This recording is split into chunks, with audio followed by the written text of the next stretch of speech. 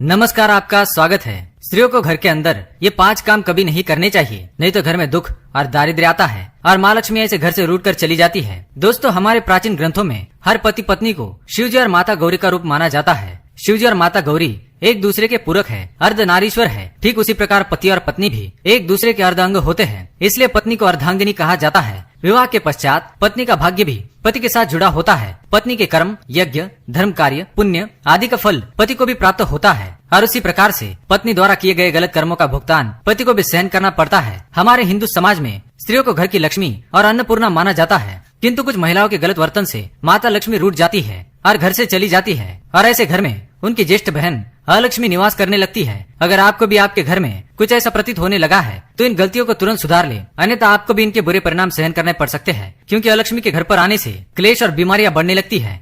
इसलिए आप इस वीडियो को अंत तक जरूर देखें और जानिए कि ऐसे कौन से काम है जो घर की महिलाओं को भूल से भी नहीं करने चाहिए। पहला काम, घर की महिलाओं को कभी भी संध्या के वक्त बाल खुले रखकर घर में नहीं घूमना चाहिए। कई घरों में महिलाओं को आदत होती है कि वे संध्या के वक्त अपने बाल संवारने लगती है और घर में एक स्थान से दूसरे स्थान पर बाल खोलकर घूमती है, पर ऐसा करना शास्त्रों के अनुसार बिल्कुल भी सही माना नहीं जाता। संध्या के समय केश खोलकर कंघी करने से घर में नकारात्मक ऊर्जा आने लगती है और माता लक्ष्मी ऐसे घर में कभी निवास नहीं करती।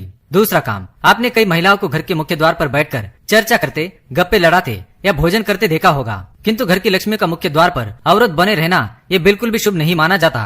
माता लक्ष्मी आपके मुख्य द्वार से प्रवेश करती है और मुख्य द्वार पर ही महिलाएं रास्ता रोक कर बैठ जाए तो माँ लक्ष्मी द्वार से ही लौट जाती है। और इस बात का भी अवश्य ख्याल रखे कि घर के मुख्य द्वार को हमेशा स्वच्छ और सुंदर रखना चाहिए, जिससे माता प्रसन्न होकर प्रवेश करे। तीसरी बात, बहुत सारी महिलाएं घर में देर तक सोती रहती है। आपको बता दें कि अगर घर की महिलाएं सूर्योदय के बाद भी सोती रहती है तो घर में आई बरकत भी चली जाती है और घर में नकारात्मक ऊर्जा फैलती है। कृपया प्रातःकाल सवेरे उठकर ही भगवान श्री हरि का आशीर्वाद ले और घर में धूप दीप करे, जिससे घर में सकारात्मक वातावरण बना रहे। चौथी बात, रात को या हर वक्त घर में झूठे बर्तनों का होना बिल्कुल भी अच्छा नहीं माना जाता। झूठे बर्तन नकारात्मक ऊर्जा फैलाते हैं, इसी कारण ऐसे घर में माँ लक्ष्मी कभी निवास नहीं करती। जितना हो सके रसोई घर को स्वच्छ रखे, झूठे बर्तनों को रात को ही साफ कर दे, या ऐसा न कर पाए तो झूठे बर्तनों को रसोई से बाहर रखे। इसके साथ यह भी ध्यान रखे कि घर की महिलाएं झूठे बर्तनों में खाना ना खाए और दूसरों को भी ना परोसे।